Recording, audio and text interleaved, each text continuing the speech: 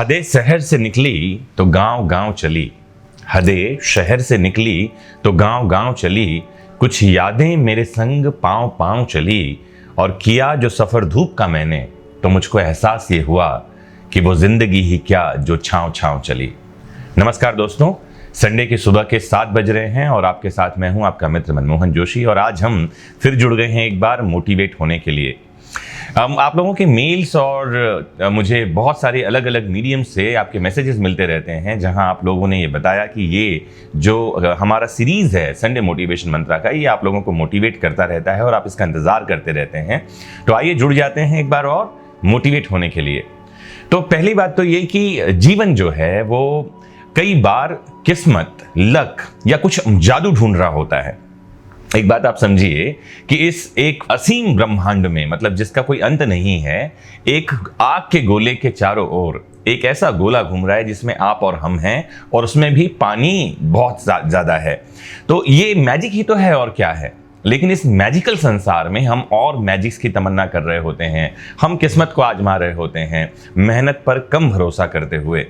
तो करना क्या है, आपकी किस्मत आपके हाथ में नहीं है। जैसा मैं बार बार कहता रहता हूं कि मेहनत ही आपके हाथ में है, कर्म आपके हाथ में है, कर्म का फल आपके हाथ में नहीं है, जैसा कि श्री कृष्ण ने कहा है। एक प्यारी सी घटना मुझे याद आती है। मुझे लगता है कि ये जो कहानी है ये आप लोगों के लिए ज़्यादा मोटिवेटिंग रहेगी। मैं अपनी बात को एक कहानी के माध्यम से कहता हूँ, जो मुझे किसी एक मित्र ने भेजा है। कहानी कुछ ऐसी है कि ऐसा हुआ कि एक व्यक्ति ने व्यापार में उन्नति की और वो लंदन में ज़मीन खरीदकर उस पर एक आलीशान बंगला बनाता है और वहाँ बस जाता है। ज़मीन खरीदने से पहले एक शानदार स्विमिंग पूल और उसके पीछे एक 100 साल पुराना लीची का पेड़ भी वो देखता है। उसने वो ज़मीन लीची के पेड़ की कारण ही खरीदी, क्योंकि उसकी पत्नी जो है वो लीचियों को बहुत पसंद करती थी।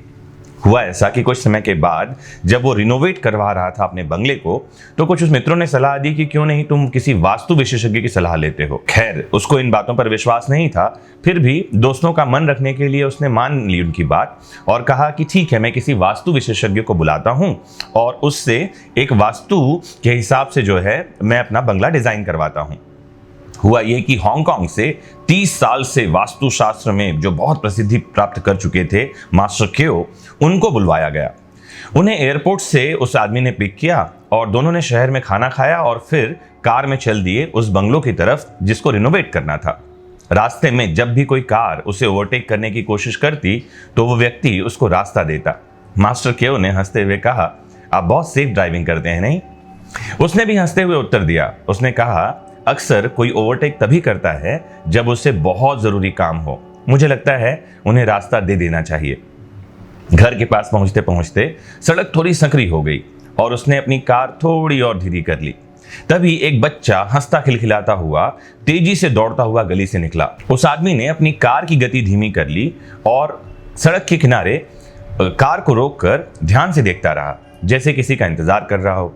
तभी अचानक उस गली से एक और बच्चा भागता हुआ उसकी कार के आगे से निकल गया। शायद वो पहले बच्चे के पीछे दौड़ रहा था। मास्टर क्यों ने हैरानी से पूछा, आपको कैसे पता कि कोई दूसरा बच्चा भी निकलेगा?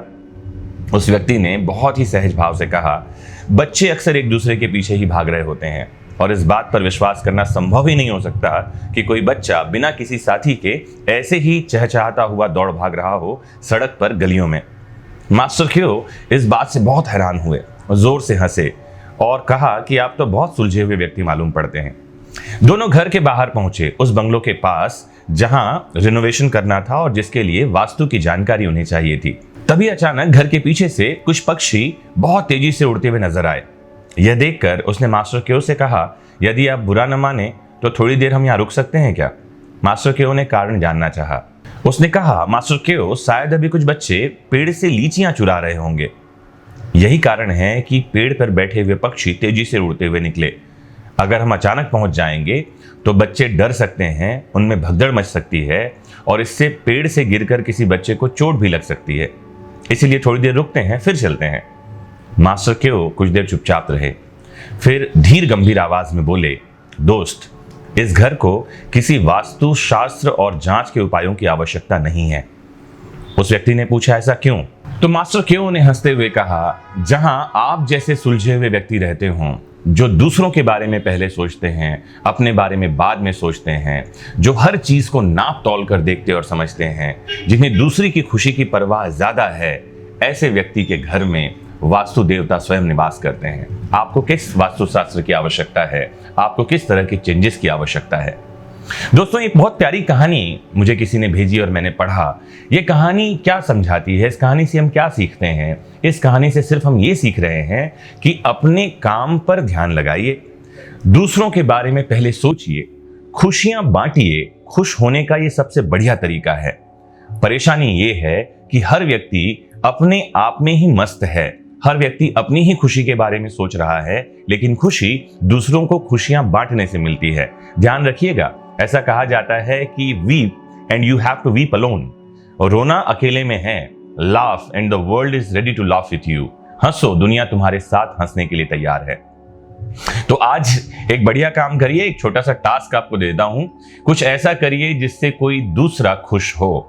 कुछ भी ऐसा, कोई भी एक छोटा सा काम हो सकता है। किसी अनजान व्यक्ति को वो चॉकलेट दिलवाना हो सकता है किसी की तारीफ करना हो, वो कुछ भी हो सकता है। और वो दूसरा कोई भी हो सकता है, घर का कोई सदस्य जिससे आप नाराज चल रहे हो, कोई पड़ोसी जिससे आपकी बहुत पुरानी दुश्मनी चल रही हो, या गली का एक कुत्ता जो आपकी राह देख रहा होता है कि शायद आज ये मेरे लिए रोटी का टुकड़ा लेकर आएगा। आज किसी को खुशी देकर देखिए और जरूर फिर कमेंट बॉक्स में बताइए कि आपको कितनी खुशी बदले में मिली है। मोस्ट इंपॉर्टेंटली, मोटिवेट होते रहिए, सफल होते रहिए, जुड़े रहिए आपके अपने फेवरेट प्लेटफॉर्म वैदिक शिक्षा से। नमस्कार।